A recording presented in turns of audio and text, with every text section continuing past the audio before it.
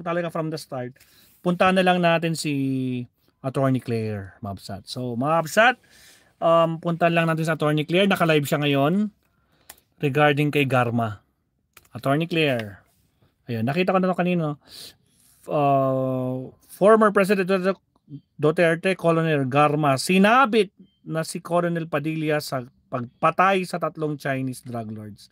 So, basta-basta PNP teka chief. lang. Hindi na siya basta-basta. Wait lang. Kasi Attorney Claire, wait lang. Relax, wag kang relax ka lang dyan. Okay, here we go. Next topic tayo, guys. Kay Attorney Claire, paglilinaw dito sa statement ni Garma, ni Colonel Garma or Colonel Garma. So, Attorney Claire, pasok. Here we go. Walang sounds. O ako yung walang sounds. Hindi, wala talaga siyang sounds. Fast forward. Salta siya ng salta, wala naman siyang sounds. Teka lang, fast forward. Yan, walang sound. Tapusin lang natin to kasi para mahimay-himay natin kung ano ba yung ganap. Dami kasing revelasyon kanina eh. Guys, sa mga bagong pasok, huwag kalimutan mag-like and subscribe. Executive session nga ito si Colonel Padilla. Kumanta na rin. Pero kung makikita ninyo, parang lumuwag yung dibdib niya. Kasi nailabas niya, yun yung kinikim-kim niya, di ba? Ang dami-dami niyang alam, pero kinikim-kim niya. Okay? So sige, sabi ka, hihimay-himay natin kung sino ba itong si Colonel Garma. Kasi parang isipin mo, pag di mo pa nakita yung picture niya, isipin mo lalaki. Sa tapang, tapos biglang ikaw tatawagan, isang superintendent, di ba? Warden, o wag kang makikialam dito kundi damay pamilya mo. Yun yung sabi nung una, yung pangalawang hearing nitong si Colonel Padilla. Wala siyang nagawa. So panoorin muna natin dito kung ano ba yung kanyang naging revelasyon. Oops. Okay.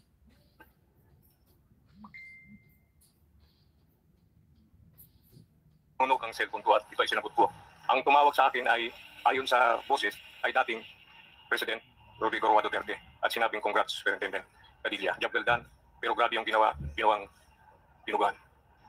So, Colonel Padilla, ngayon binasa mo yung sa iyong salaysay na number 4 and 6. Ngayon, inaamin mo na ngayon, na totoo ang mga sinasabi ni Leopoldo Tan alias Tata na tinawagan ka ni Presidente Duterte pagkatapos patayin ang 3 Chinese.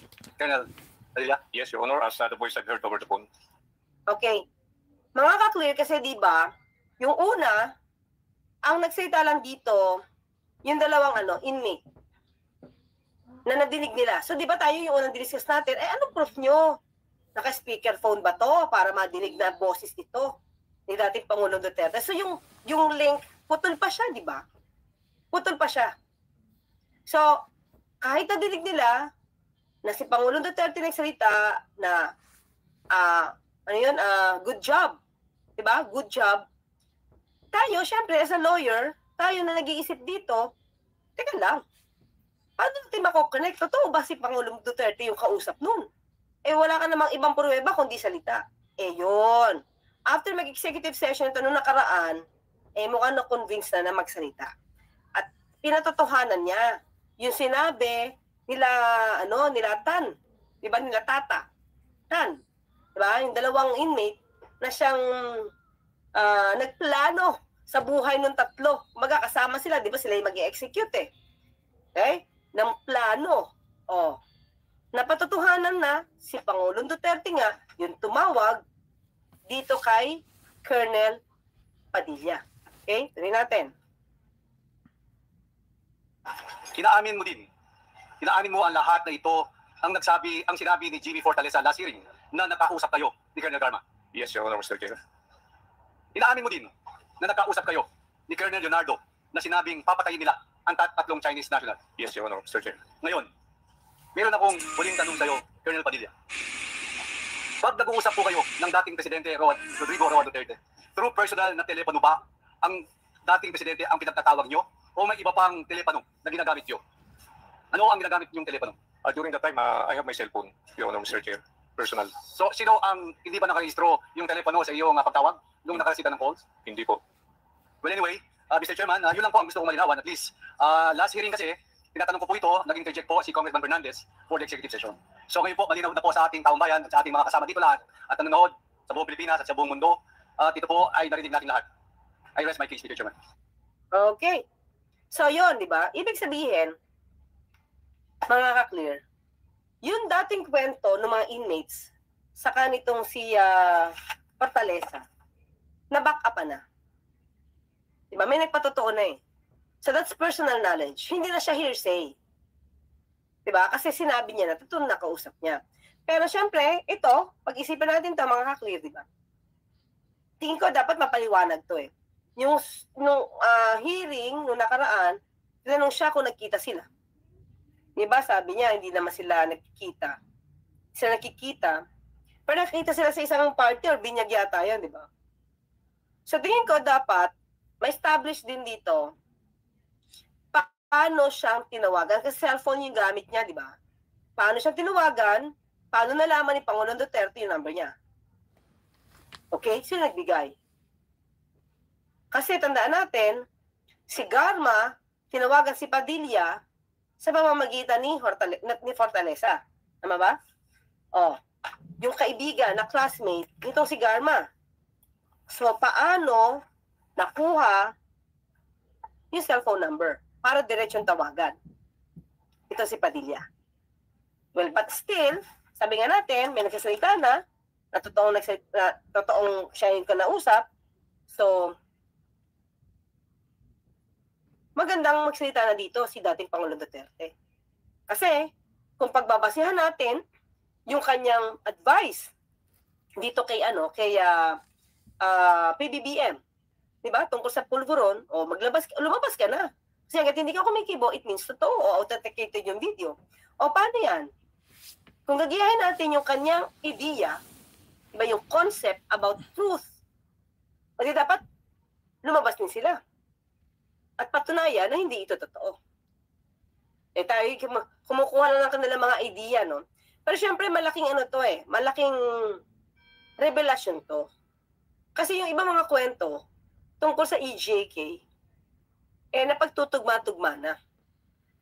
So, ito ba ay alam na rin ng ICC? Ito ba mga taong to na nagbibigay ngayon ng revelations nila ng kanilang mga information based sa kanilang personal knowledge? Na-interview na kaya ito ng ICC? Kasi hindi naman tumitigil ang ICC eh. At ito ang subject matter nila. Hindi ba? So,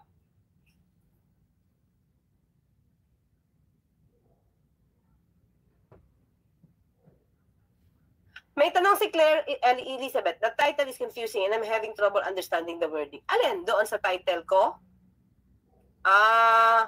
Ang title ko, okay. FB Duterte, di ba? Tapos, comma, Colonel Garma, isinabit na. Diba? Sinabit na siya, parang, ano tayo na? Dinawit na. Ni Padilla. Ha? Baka paano ko explain? Oh. So, paano ko siyang ma-explain? Ito na, na-explain ko na kung ano yung topic natin. So,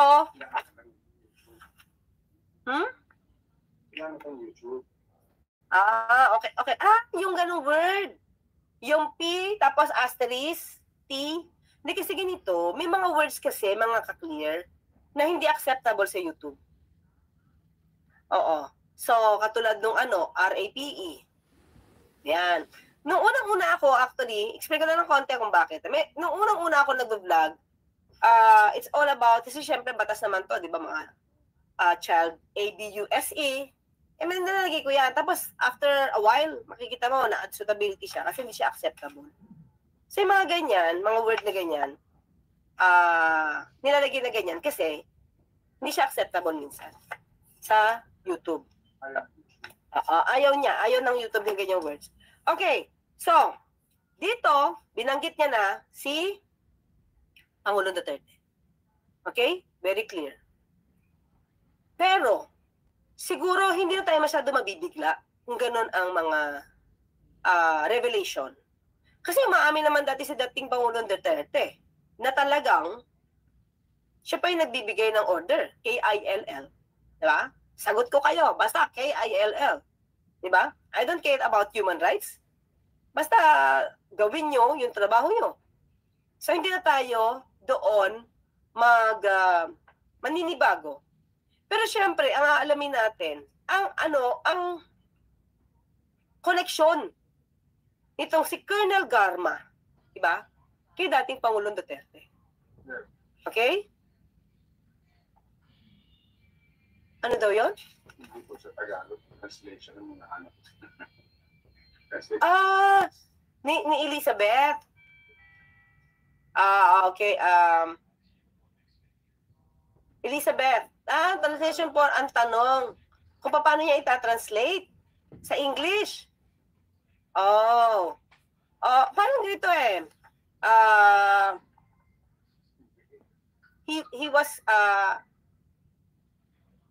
Duterte and Colonel Garma were implicated for KILLING of the three or extra EJK, di ba?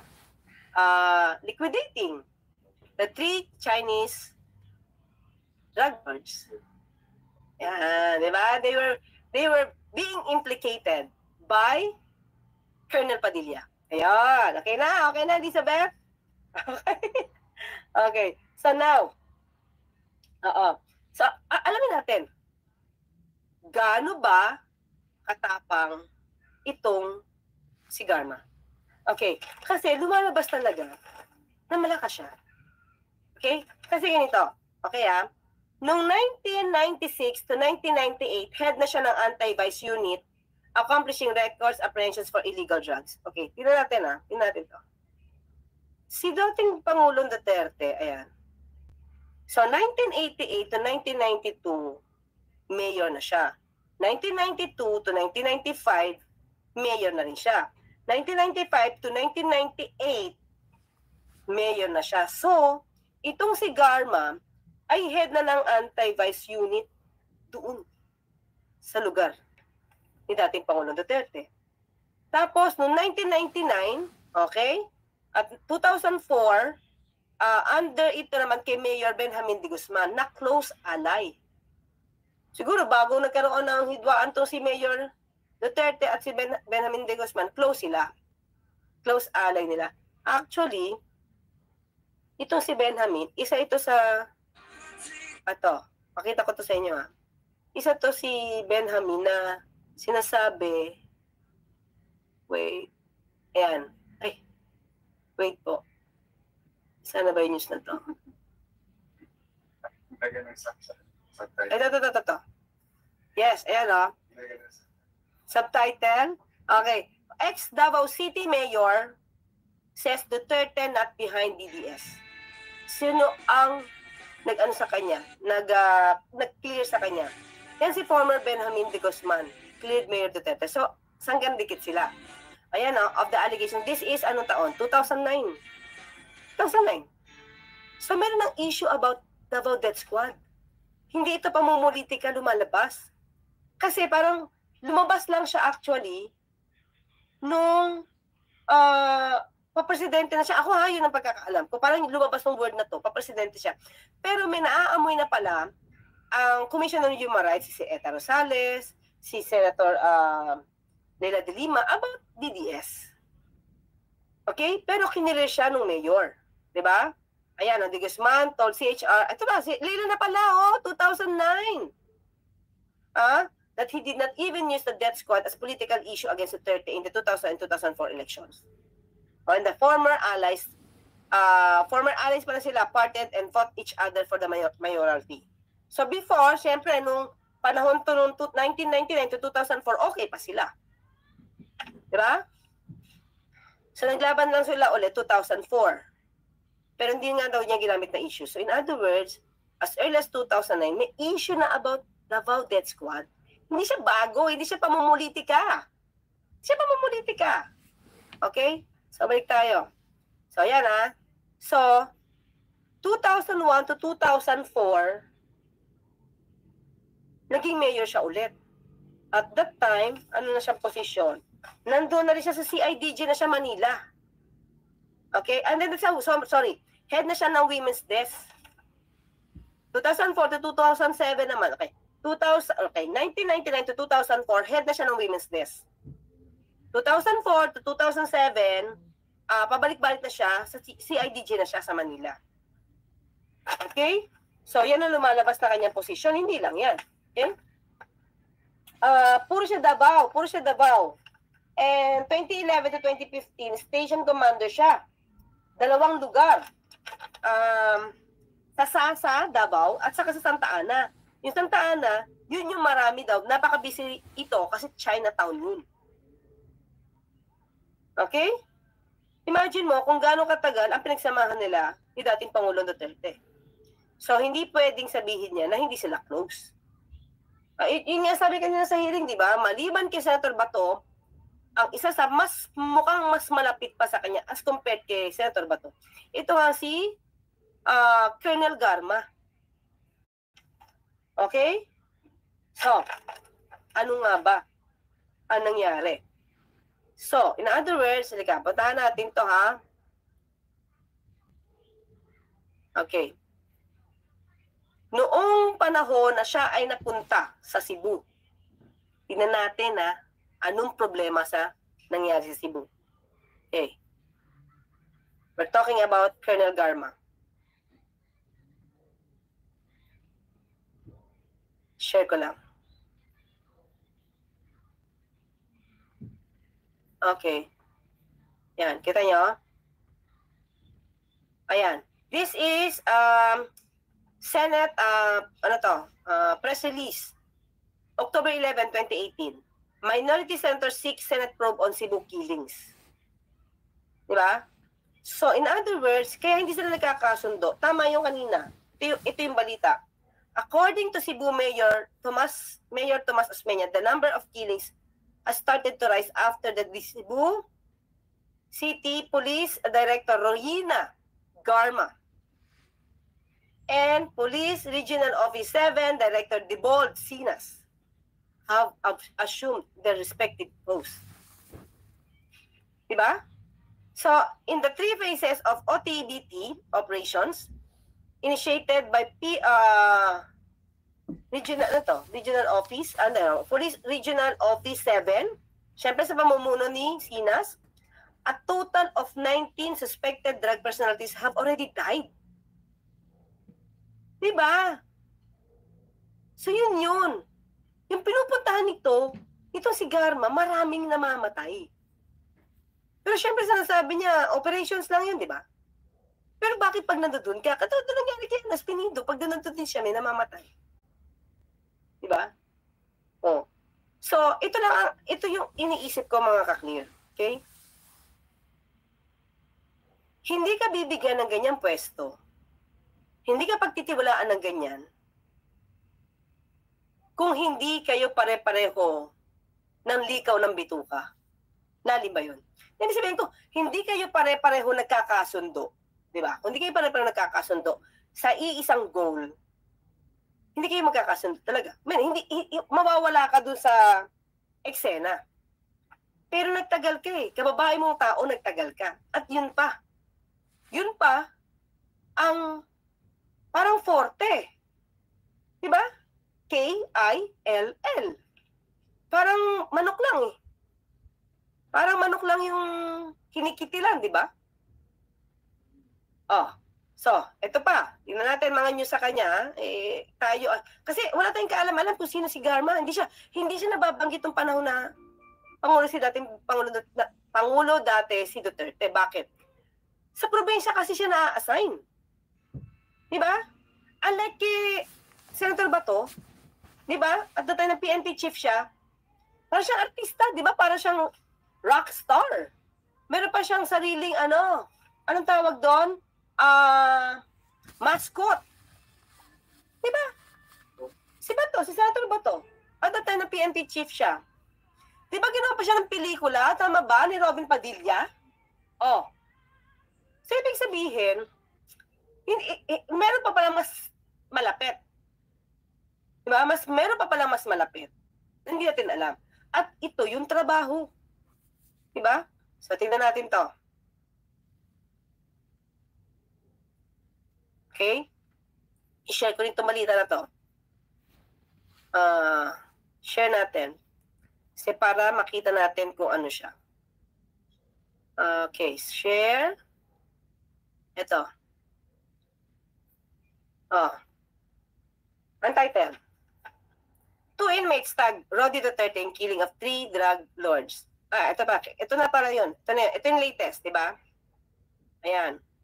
So, dito, ito yung sinabi na. Sino ba involved na Chinese? Chun Kin Tung, alias Tony Lin, Li Lanyan, alias Jackson Lee, and Wong Meng Pin, alias Wang Ming Ping. So, tama naman eh. Tama naman. Na hindi ito magagawan ng ganyang klaseng karumal-dumal na pamamaraan ng pagkitil kung wala nagplano. Diba? Siguro kung sa riot, mayroong dalawang dalawang frat. Baka pwede ba kung rumble, diba? Pero minsan sa mga pelikula, ganun din nangyayari, pinagpaplanuhan din. Kunwari may rumble, yun pala may target sila. Diba? So dito, tatandaan nyo kung bakit sinasabi nilang malakas, ito. Nung napunta tong si Royina Garma sa PCSO, itong kaklase rin nila na si Art Narsolis, napasama rin yan sa PCSO. So, ang tanong natin, mga kaklir, pati nga to si Adalberto Leonardo, di ba? Ang tanong natin ganito, ano ang meron sa PCSO? Ano ang niyari nila doon? Pinakita, bakit biglang bumaba yung kita? Pero kasi ako, sino ba yung tumataya ng mga ng mga ganitong loto? So in other words, nung panahon ng pandemic, 'di ba, nung panahon ng pandemic, pwede sabihin natin lockdown eh. Pero may buwan na hindi na, 'di ba? May buwan na hindi na eh. Hindi na siya ganun ka-restricted na lockdown talaga. So during that time ba, 2022, 2021, 2022, hindi naman na, mahigpit, pero hindi na ganun kahigpit at pwede na tumayo. Pero bakit tumiit pa rin yung kita? So yun yung tanong natin eh. Ano yung papel nila para sa PCSO kayo dalhin? Ano sabi niya kanina, mga kaklir? Siya daw ay inappoint dahil sa mahilig siya sa kawang gawa. At total, yung trabaho naman doon loto-loto lang at aaralan daw niya yung anti-gambling, anti-gambling law. Hala, gano'n na ba kadali? Imagine, hindi yun ordinaryong posisyon. Bakit? May pera doon. May pera doon. Natatandaan niyo yung dati? Ito naman, sana hindi naman totoo nagkakaroon ng pagmamanipula. Lately, may naging issue na mamanipula daw. Sabi natatandaan niyo ba? Bata pa tayo nito eh. Pero alam ko natatandaan niyo ito. Nung binatikos yung sweepstakes, PCSO to, di ba? Nung binatikos, abay yung bumabatikos na isang politiko, twice na nalo. First prize. O nung nanalo ng 2 beses na first prize, tahimik na. Diba? So, ang tanong natin, tingin ko dapat busisiin ito eh. Kung bakit lumiit, saan napunta, tignan natin yung paper trail nito. Diba? Bakit nga lumiit? At bakit siya? Wala naman siya mapakita na expertise. Tapos yung ibang mga nasa militar o nasa sa kapulisan, ipapasok mo dyan sa PCSO. At bakit? Diba? Bakit siya? So, may binalak ba? Tayo nagtatanong lang. Okay? Oh.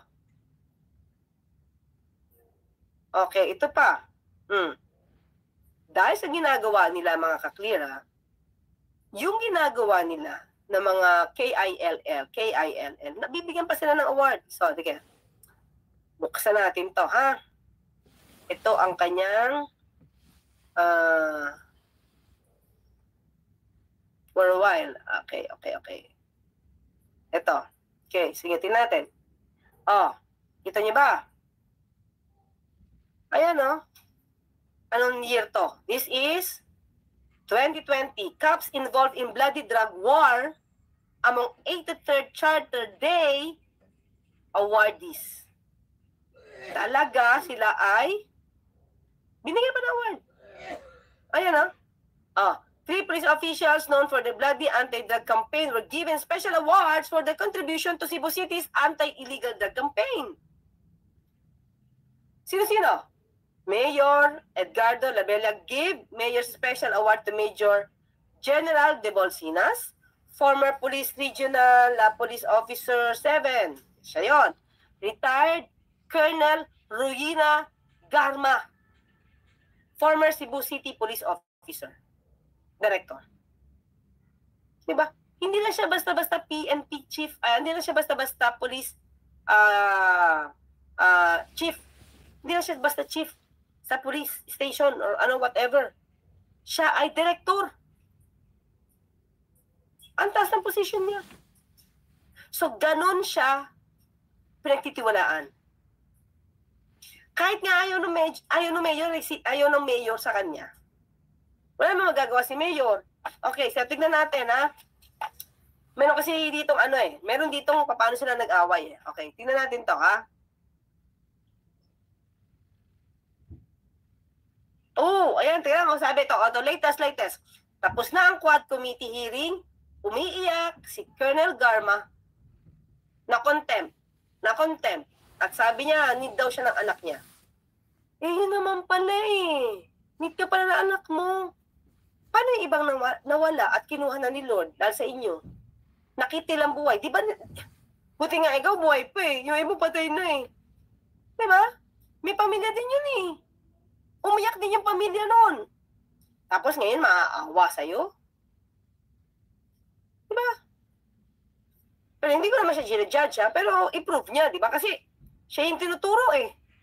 Siya yung tinuturo. Oh. Diba? Okay, balik tayo.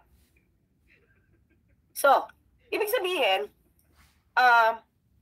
bakit sumobrang lakas ng loob nitong si Garma? Kasi may backup siya. Kahit galit sa kanya, itong si Mayor Tommy Osmeña, walang magagawa si Tommy Osmeña kasi bata siya ni dating Pangulong Duterte. Diba? Sige, ito. Basahin natin to. Isa-isahin natin to. Ito ay yung news ng Rappler. Sige. Maganda to eh. Okay, sige. Ito na. Ang title niya ay, wait lang, Cebu City Police Chief Ruina Garma, Mayors hated, Duterte's trusted. So that's 2018. Yan, di ba? Ang saya-saya. Di ba? So, yan Ruina Garma, Cebu City's first woman police chief is at odds with Mayor Tommy Osmeña. But she's unperturbed. Kasi, bakit ko ba? Ganun na dating. Walang pakialam sa'yo kahit mayor ka pa. Bakit? Anong taon to? 2018! Bakit ako ba natakot kay mayor? Hawak ako ng presidente. Yeah. She's unperturbed. She has the support of the man in Malacanang. Oh. Sige, let's see ang kwento. Anong kwento? Ayan, Garma knew that the local police needed Osmeña's support. So, ito, di ba, pinag-uusapan kanina eh, hindi ka naman ma-appoint dyan kung hindi ka ang PPDN. Kasi, actually, sa batas natin, yung mga mayor talaga, sila yung binibigyan ng binibigyan sila ng listahan. So, ito yung choices namin, halimbawa, 5 yan. Doon siya pipili, kung mag-choice niya. Pero, syempre, manggagaling sa PNP. Manggaling sa PNP, yun ang listahan. Hindi pwedeng gusto mo lang yun. Pero out of that, let's say, list na i-appoint dyan, mamili ka. So may say si Mayor. Pero dito, wala siyang say. Bakit? Say ito ng Pangulo eh. So mukhang may target sila sa Cebu. Okay? So, ito Garma knew that the public police needed Osmeña's support for resources and his cooperation as the bridge to the locals. So it means hindi kailangan ni Garma anumang suporta financially, kahit anumang resources yan, hindi niya kailangan ng suporta ni Osmeña. Bakit? Back up nga siya ng Pangulo. So, eto. But she refused to stay silent or be a yes person. Hindi siya pwedeng pasakop sa mayor. Diba? So when Osmeña said, SWAT personnel should tag along with cops in all operations. Bakit? Siguro pinagkakatiwalaan siguro ni Osmeña yung SWAT. Kasi nga, pakiramdam ni Osmeña may ginagawang kababalaghan. Ang grupo ni Garma doon sa kanyang syudad.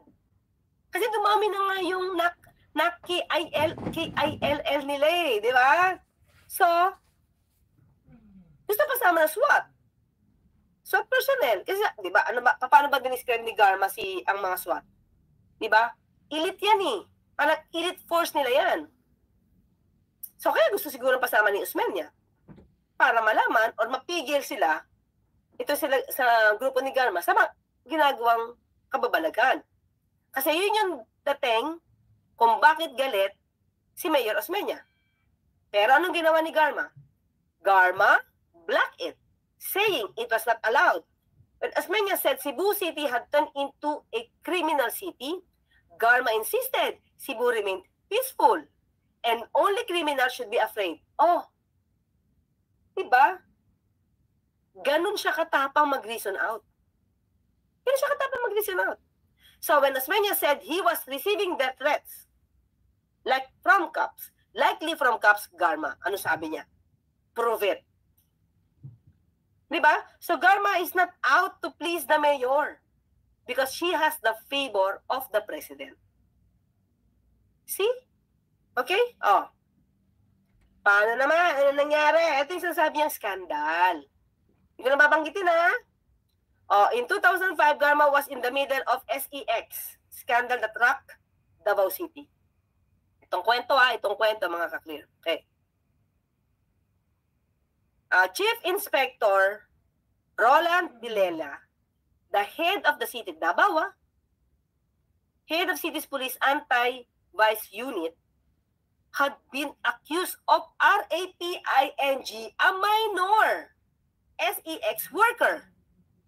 The girl, only 17 years old, was said to have asked Vilela for help to sue her aunt kasi pinapwersa siya into prostitution. So instead of helping the girl, anong ginawa ng asawa ni Garma? Dinala sa hotel.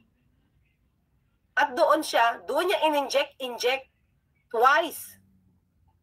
Diba? Injection. Twice. Sa isang gabi. So he took advantage of the child. Sinagsabi niya, said Garma. Quote. Quote yan, sige, tuloy natin. The tragedy was not just that her husband was accused of crime, he was tasked to prevent. Yeah? But Garma, then known as the officer of the of CIDG, whose advocacy was to protect women and children, was completely blindsided. Still, she still stood by Vilela. Kasama niya. Ano sabi niya? Ayan, quote to husband ko siya Garma said. Even if she doubted him, she still loved him. Ito. Diba sabi niya kanina, kung nagpatulong siya kay dating Pangulong Duterte, pabor sa kanya asawa. Sabi niya, hindi. Mukhang nakalimutan niya na itong news na to. Okay, kailan pa ba ito? Wait, tingnan natin This is 2018. October 2018. So mukhang nakalimutan niya na kay interview sa kanya. Okay? So ano sabi niya? Okay.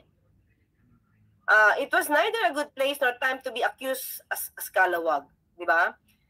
As the mayor then was unforgiving who wanted Villela exiled, not just out of the city, but out of Davao region.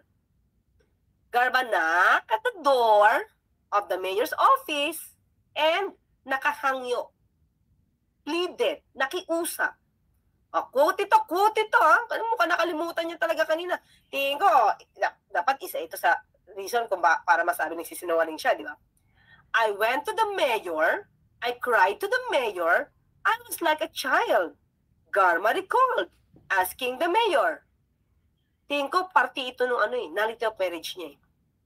Huwag mo siyang i-reassign. I-relieve mo na lang siya. Or kahit i-floating mo na lang siya. So, ganun siya makiusap kay Mayor. So, ganun sila ka-close, oh. Diba? Huwag mo na lang siyang i-reassign. Diba? Parang, diba dapat ang salita, Sir Mayor, huwag niyo naman po siyang i-reassign. Hindi ito, parang kukwento lang sila, huwag mo siyang i-reassign. Huwag mo na lang siya i-reassign. I-relieve mo na lang siya. Or kahit i-floating mo na lang siya. So with that kind of conversation, quote ito ako'y binabasa ko lang. Paano siyang kausapin si Mayor, hindi masasabing hindi sila close. Okay? Hindi sila masasabing hindi sila close. Mamaya tignan natin kung ano tsura nung kabataan itong si Garma. So, a cop Duterte had known to deliver in the CIDG, especially in the anti-drugs, Garma was granted her plea. Oh, lakas, di ba? Ang lakas. Tapos sasabihin niya, dating Pangulo Duterte, ayaw ka ng corrupt, kalaban tayo ng mga kriminal. Konting kalabit lang pala, pwede na. Ayan na. Hindi ako nagkukwento yan. Nagkukwento yan ay ang close sa kanya. So, konting lambing, konting pakiusap, granted. Parang walang nangyari. Diba? 2 years later, Villela abused again, Garma's trust, once more. O, dito na siya nakipaghiwalay. Okay? So, okay. So, from then on, she said she had gone to Duterte for other personal problems. The mayor became the shoulder to cry on. See? Naging sandigan.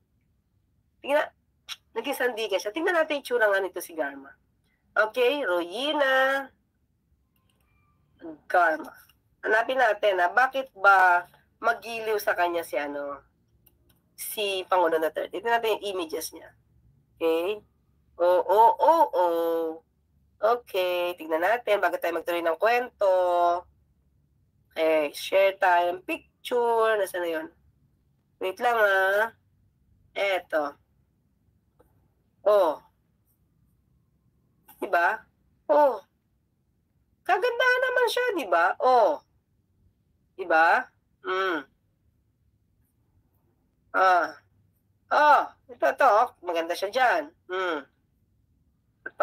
Maganda siya dyan. Ito na yung ngayon maganda. Ito nasa PCS pa siya dyan, Kabataan. May nagbago ba mga kakliyan? May nagbago ba? Pakicheck nga. Nagbago ba dahil may makeup ang ilong? Tingnan nyo nga. May nagbago ba? Baka kaya hindi nakilala? Makeup ba to? Hindi kasi ako nagme-makeup Ako nagme-makeup sa ilong.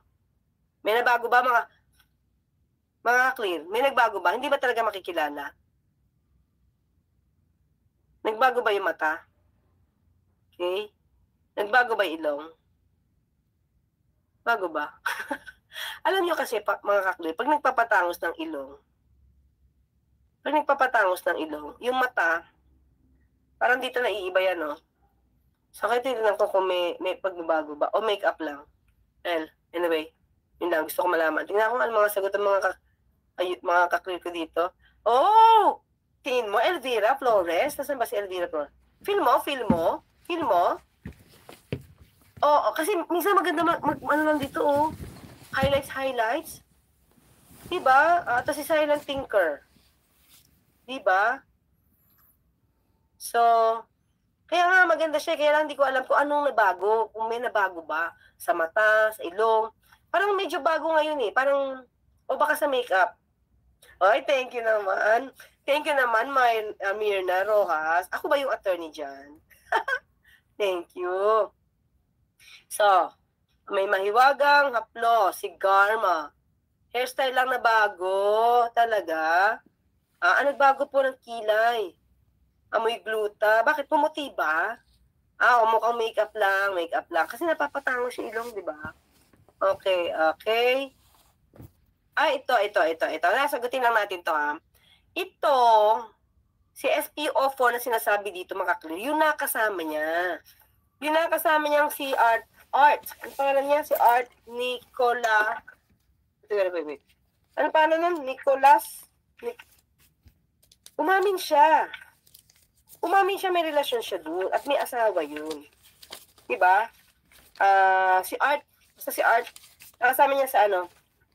Nakasama niya rin yatang dumalaw yon dito kay Fortaleza at nakasama niya din dun sa PCSO.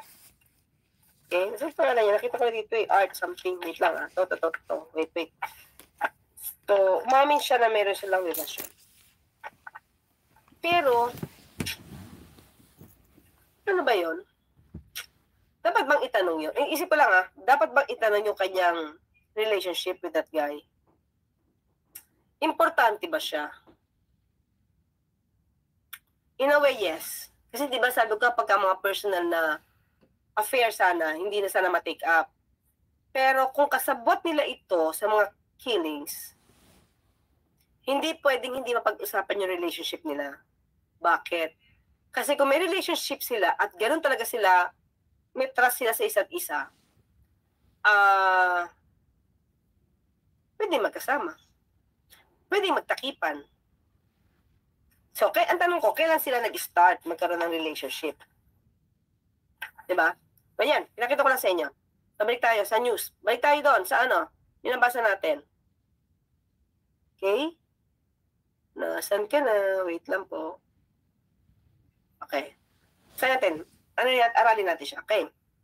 So, okay. It was the end of her marriage to Villela, but the beginning of her friendship. Uy! Iba to. Ngayon ko lang ito nakita. Hindi ko nabasa lahat ito. It was the end of marriage to Villela, but the beginning of her friendship with Duterte. May ibig ba sabihin itong Rappler na to? Mga ka-clear? Meron ba? From then on, she had gone to Duterte for other personal problems. The mayor became the shoulder to cry on. The shoulder she could cry on. Diba? They saw less of each other when Duterte moved up to Malacanang and she was assigned to Cebu City. Anong ibig sabihin? Diba? Ito sila, hawak-hawak lang ng balikat, patap-tap lang. Good job. Diba? Okay. So, prior to Duterte's presidency, Garma had worked with him for over a decade. So, yung closeness, hindi mo talaga ito nakakaila. Throughout her career, Garma had been able to deliver wherever she was assigned. Davao Cops who had worked with her told Rappler. So, kung ano siguro iutos, kung anong gusto ni dating Pangulong Duterte, may backup naman siya, hindi naman siya mag-isa lang Di ba? May backup naman siya Kilala naman talaga siya ng lahat ng pulis dyan. Pag di mo kilala si Colonel Garma sa Davao, patay ka. Said one former Davao cop who now works in Camp Crame. Anong ibig sabihin noon pag di mo kilala si Garma sa Davao? Patay ka. Bakit? Wala bang selos na nangyayari dito? Panahon ni Hanilet? Kasi minsan, pag-asawa mo, alam mong babaero, di ba? Ito lang, I'm not talking about Duterte. In general, pag yung asawa mo, medyo flirty-flirty, tapos close ka sa isang ganito, syempre mas selos ka, di ba? Pag di mo kilala si Colonel Garma sa Davao, patay ka. Parang may ibig sabihin eh. May double meaning to sa akin eh. Di ba? When Duterte was on his first third term as Davao City Mayor, ayan, ito na yun. 1996 to 1998, Garma headed the anti-vice unit. Okay? 1999 to 2004, he headed the Women and Children's Protection Desk of Davao City. So at the time, ang mayor ay si De Guzman. So 2004 to 2007, she went back and forth between Davao and Manila as CIDG officer. Pero 2009, balik sa Davao. So, ano ba? Wait lang ha. 2009, balik siya sa Davao. Mayor ba si? Wait, tanggalin ko muna ito. Carl, tanggalin mo na kita. 2009. Oo. Ayan, Mayor si Digong. Diba? So, bumalik siya. Hindi siya makatagal sa malayo. Bumalik siya ng Davao. Diba? Okay. Tuloy. So, okay, noong admin officer siya noon, bawal talaga ang malaking tiyan. Kaya lahat ng parading officers noon, maninipis. Disiplinarya kasi si ma'am. Yan. Sabi ng Junior Davao Cup. Okay? And, okay. Pero, siya ay, okay. So, ito lang medyo malagim eh. Her affiliation with Duterte had even gotten her into trouble. Okay? Odilon, hindi naman ako naiintriga. Binabasa ko lang. Ikaw talaga, Odilon Conde, ha? Sabi niya, intrigera sa Attorney Claire. Hindi. Binabasa ko siya at ina-analyze ko yung mga words na ginamit dito. Ganun talaga yung dapat na critical thinking. Di ba? So, dahil hindi sila mapaghiwalay, bumalik siya sa Davao, ay ba? Yun. Napasama siya sa trouble. Ito, Jude Sabio, the lawyer of Davao Death Squad, whistleblower, Edgar Matubato, accused her, si Garma, in his complaint before the ICC. Ay, meron pala. So, kasama siya. Nakaka-clear, kasama siya. Kasama na siya, ICC, of overseeing and supervising the death squad operation in the war on drugs. Pero hindi siya nabanggit, diba? Nakaka-clear. Kasi ang nabanggit na alam ko, yung iba, si Mata, si Edelberto Leonardo, Agbayalde, Bato, saka si Karamat. Yun nga sabi ko, yung Leonardo, ang sinabi ni dating Senator Trillanes, siya yung lumalabas na bagman, siya yung tagadala ng reward. Siya yung nagpapamudmud. Kaya tinan niyo, di ba yung sabi niya, yung kanyang duty financial. So yun daw, bagman siya. Tapos itong si Mata, siya yung parang tagaturo kung sino yung tatargetin. Ganun yung kwento ni Senator Trillanes. Okay? So, si Daddy, Dam lies. Wala po ba malalabag na batas kung isasama nila sa detention special child? Ay, hindi naman pwede. Wag naman. Pero, kung gusto niya, hindi naman i-detain yung bata. Kasi iba naman yung isasama mo sa detention cell kasi i-detain mo. Pero, kung dadalhin doon, to be with his or her, babae no, hindi ko alam eh. To be with the mother, tapos maganda naman yung, buti nga eh, di ba kanina napag-usapan, wala ng place sa house na facility, dadali nga sa Mandaluyong, tingin ko okay naman yan kasi aircon naman. Pero, hindi naman siya bawal kung, pumayag. Kung pumayag. So, ayan. So, in other words, meron na pala. Sabi ko, parang hindi ko to na hindi siya nabanggit eh. Hindi siya nabanggit. Okay. Okay, the secret to her success in the service, Garma said, was the support of the Dutertes. Nako, hindi na makakaila. Tapos sabi niya, di ba kanina mga kaklir, hindi daw siya close? Hindi niya daw masasabing hindi close siya? Eh paano to? Garma said was the support of the Dutertes. So means close siya. They trust the police and then they will ask you, what do you need? They will provide everything and they don't intervene in police operations. If we need them to intervene, they're ready anytime. Okay, this support, Garma said, came to her despite not knowing Duterte. Before her assignment in Davao City, Garma is not a native of Davao but hails from the northern province of Cagayan. So we are very fortunate who are assigned to Davao City because we are not exposed to that politicizing cops. Eh pag nasa Davao City ka talaga, kakampi ka ni Duterte, wala sa yung kakanti. Alam na.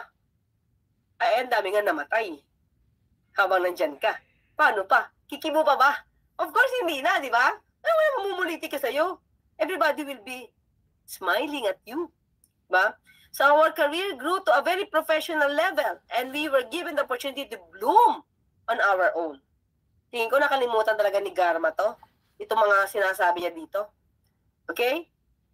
It's a stark contrast to experience in Cebu City where locals are divided on their support for cops. Kasi ayaw ka sa Cebu. Kasi nga, ginawa mong criminal city. Eh si Davao, sanay sila sa ganyan. Diba? May utos pa ng mayor. Pabor. Sa Cebu, hindi. Ayaw nila. Diba?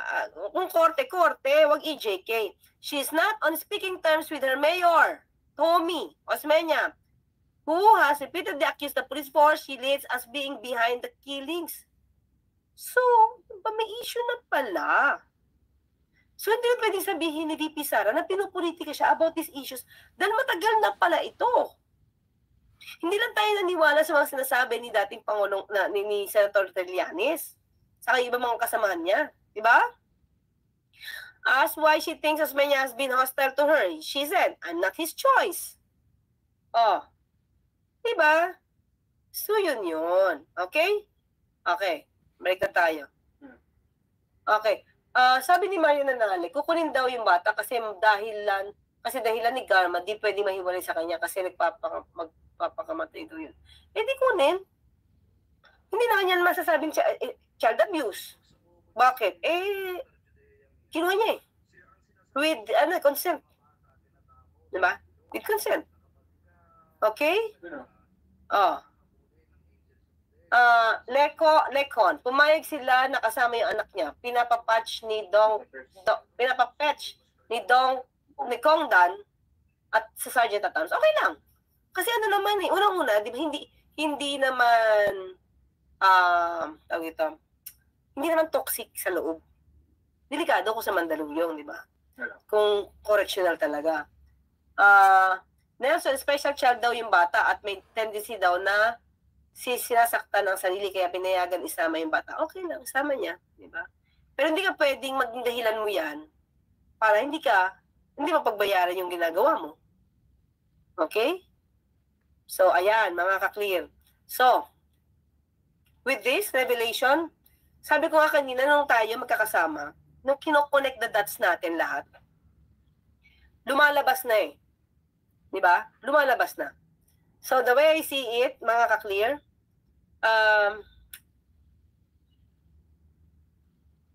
hindi siguro akalain nila Garma na darating yung panahon na to. Diba? Sabi ni Leviton, actually parang nasali na din kasi parang pinapasama talaga sa anak. So, tingin ko hindi. Kasi imagine niyo unit team to. Unit team to. They did not expect that this will happen. Okay? So, kung i-analyze natin mga ka-clear, destined ba mangyari? They really have to pay for what they did? Diba? Kasi, at the time, maayos naman sila eh. Maayos naman yung unit team eh. Diba? ang alam kong pinanggalingan yan, of course, tingin ko yung the word tambalastas, maayos pa yun eh. Diba? Ang tingin ko, ang lumala dito nung sumausaw, si dating Pangulong Duterte, na tinanggalan ng Confi funds si Sara, si VP Sara. Nung tinanggalan siya ng Confi funds, hindi yun matake. Hindi yun matake ni dating Pangulong Duterte. Hindi rin yun matake ni Sara. Diba nag-usap nga daw sila? So, ibig sabihin, mga ka-clear, doon sa huli niya kasing video ni VP Sara, segue ko ng konti sinabi niya na wala siyang pakialam. Sabi daw ng congressman na kakilala niya, kaibigan niya, okay lang daw matanggal yung confidential funds. Kasi wala siyang pakialam sa pera at trabaho lang.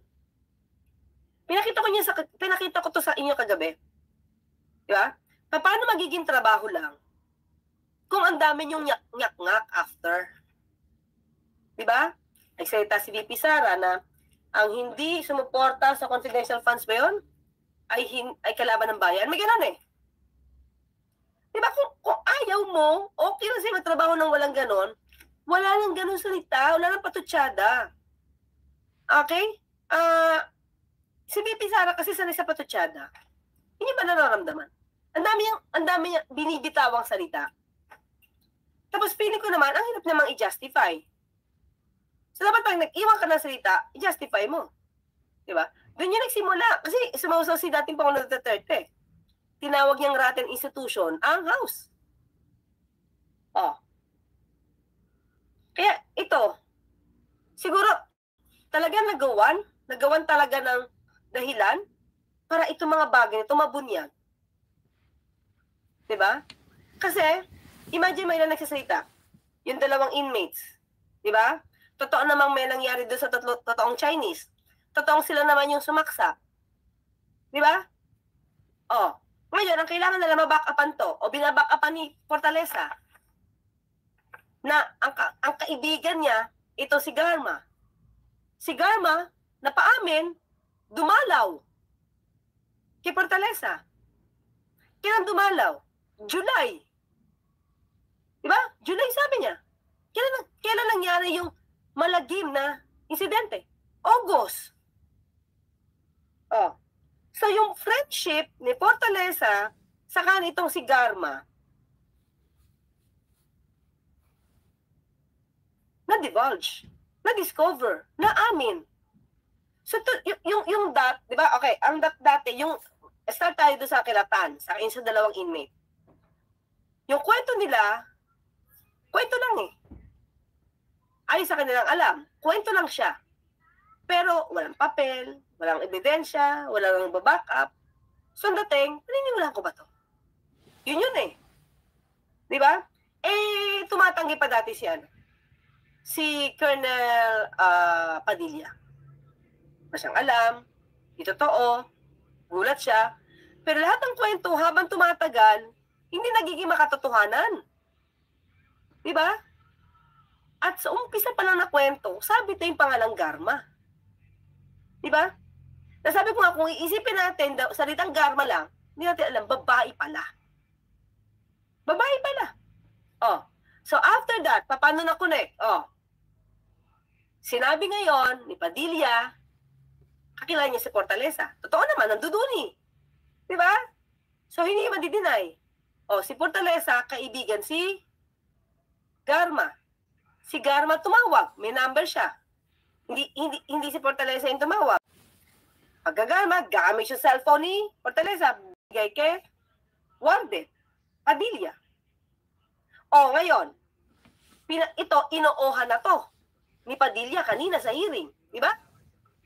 So, yung kwento ngayon yung dalawa na siyang nag-execute ng plano, meron na silang backup. Hindi lang basta sila kwento. Kasi meron siyang masasabi na tumibay. Yung kwento niya na dating manipis lang, dahil salita lang niya, tumibay, kumapal because of the evidence. Di ba? Ngayon, pag nagsasalita ito ngayon na ibang witnesses, Dahil nagsasabi na sila ng totoo, hindi na sila nagpa-falter. Nung una kasi itong si Padilla, na kinikip niya lahat, ang hirap niya magsalita, ang hirap mag-isip. Pag hindi ka nakagawa ng sarili mong script, kahit makagawa ka ng script, pag may tanong na wala sa script mo, mahihirapan ka sumagot. Pero kung ikaw ay magsasabi na ng totoo, dire-diretso na lang yun. Yun ang nangyayari kanina kay Garma. Diba? Pag tinatanong siya, di niya ma-justify. Gano'n kayo ka-close ni Pangulong Duterte? Di niya masabi. Samantalang sa kanilang mga interview, kaya siya lumago, kaya siya nag-develop, because of the support of the Dutertes. So, paano niya pa yung madidinay? Eh, sarili niya salita yun. Diba? Oh. Ito pa. Ano pa ako sabihin, ha?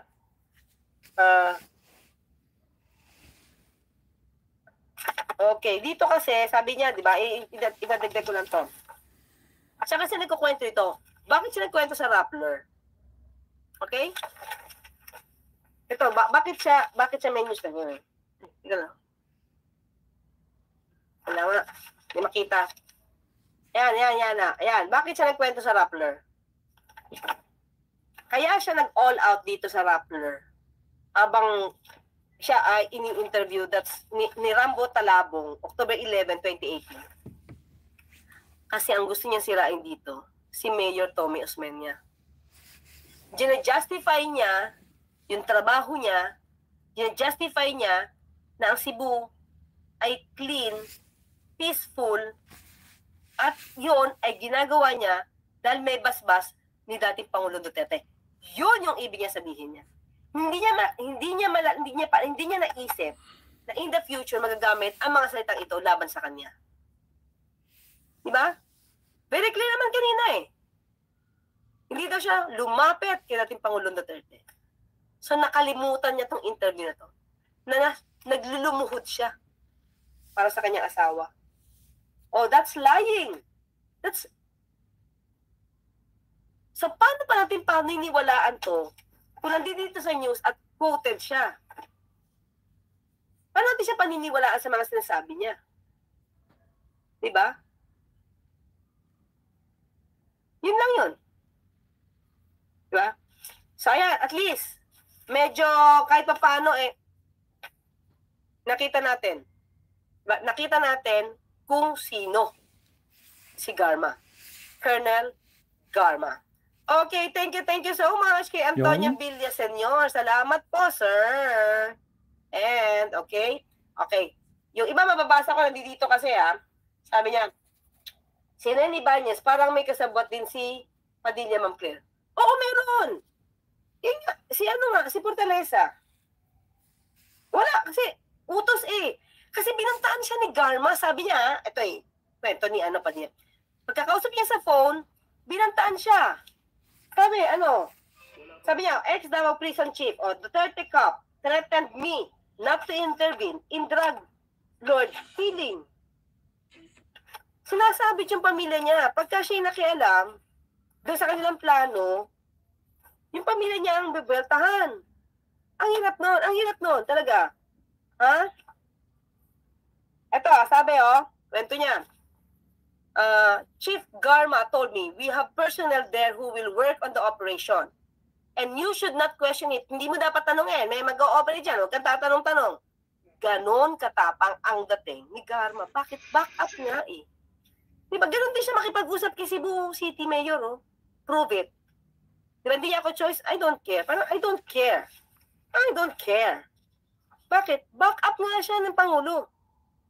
Di ba? Tinetretan kita? Prove it. Sabi niya kay Mayor Osmeña. Gustong pasama yung SWAT na personal? Ayaw ko. Bawal yan. Ganun siya. So, itong mga words na to sinasabi ni Colonel Padilla, it can be true talaga. Diba?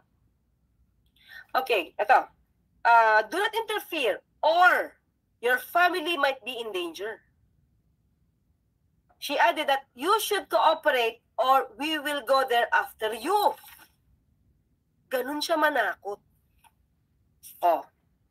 So sabi ko, ba't ako medyo naniniwala sa salitang to? Kasi nga binanggit niya, kamukha nung sinabi niya, paano niya i-treat si Mayor, oh. Mayor pa yan ng Cebu.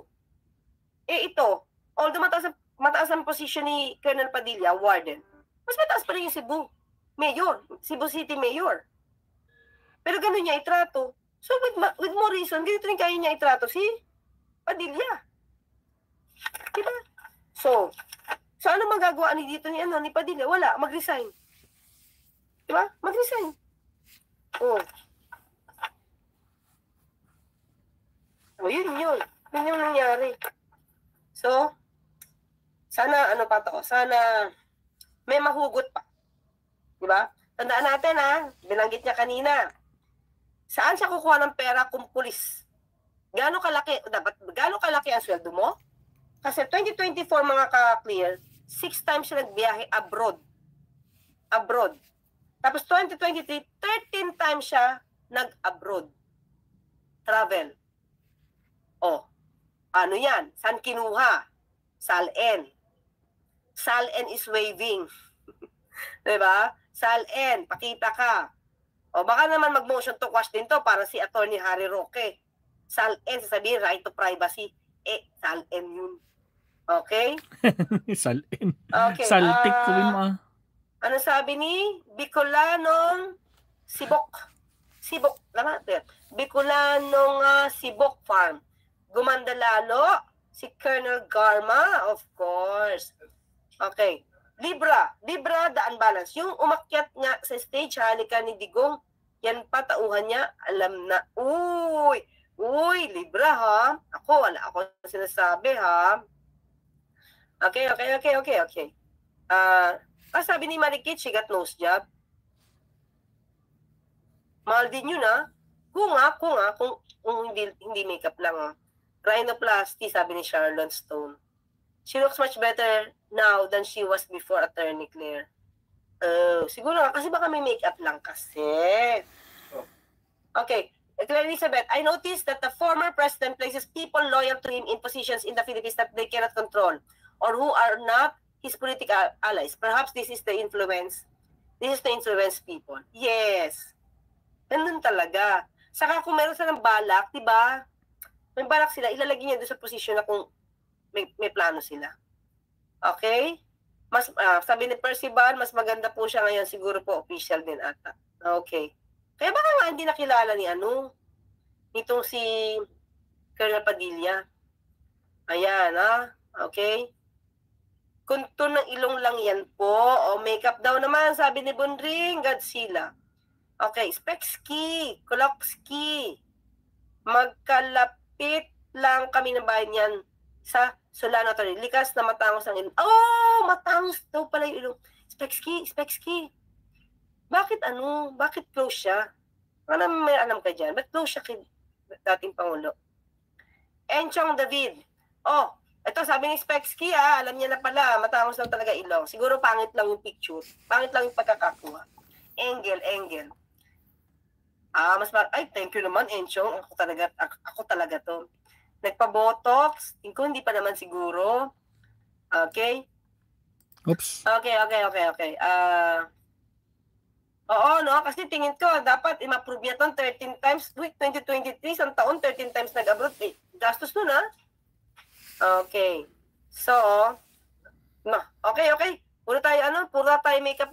Si Krista, batiin ko na lang muna. Greetings from England. Sobrang proud po na isa sa mga ka-clear. Thank you po, si Krista sa Inglaterra. Oy, Angela Gonzaga, Ayun, si Art Narsolis. Yun, yung sinasabing kanyang karelasyon na may asawa. Naintriga siya dito.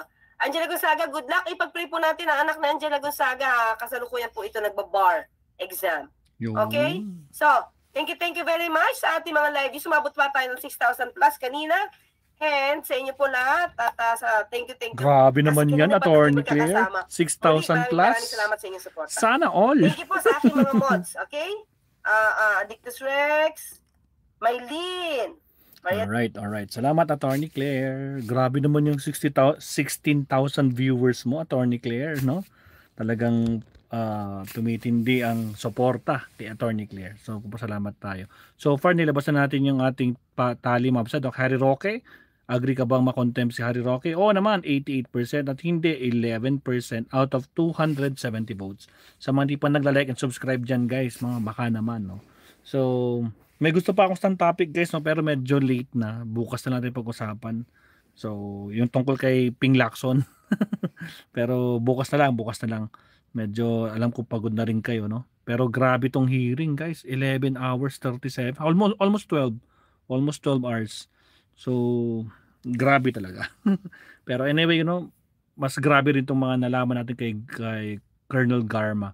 Nung una ko rin narinig tong kay Colonel Garma yung previous hearings, akala ko lalaki. Ha? Babae pala siya. Ayun lang. So anyway, mabsat, no? Again, thank you very much. I hope may nalaman na naman tayong bago at natutunan kay Attorney Claire. Tapos itong si Harimaw, kung ano pinagsasabi, yung pag nagdadrama siya dito sa SOCMED, mga kabisat, no? So, anyway, thank you very much. 154, sabi naman ni Aurabel. Salamat po sa mga nag-like and subscribe. Again, mga kabisat, kita-kits tayo bukas ng umaga. Dahil holiday dito sa Cordillera, guys. Sipat holiday namin bukas po. Mamaya na yun. In 1 hour. So again, thank you very much.